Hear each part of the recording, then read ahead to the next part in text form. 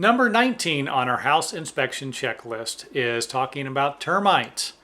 And how do you know that you have them? And then what do you do when you do find out that you have them? Well, let's start with the first one. To find out if you have them, you're going to need to look for any small holes. They will dig tunnels through wood. Now, termites aren't going to be in stucco. So they're not going to be in concrete. They're not going to be in bricks. They love wood. Any type of wood, really, unless you get into some of the really hardwoods, they avoid them like the plague, because now we're back into the bricks and concrete. Now, I have seen them in drywall, so don't get confused there. I've seen these boogers tear up a piece of drywall like you wouldn't believe. So look for droppings. That's going to be your big sign. Tunnels in the wood damage. If you could stick your finger into a piece of wood and it's not just soft and moist, there's actually tunnels going through it. You can see where it's like someone's drilled little holes in there at different angles. Then you could have a termite problem.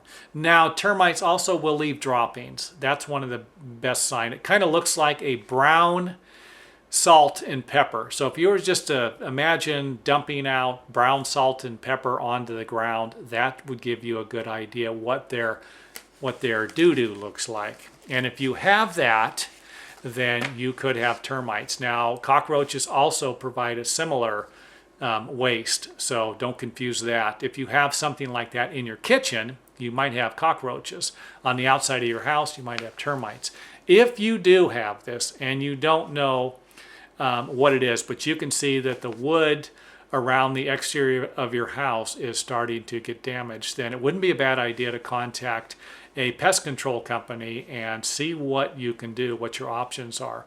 Most of the time, you will need to tent the house, and that's expensive.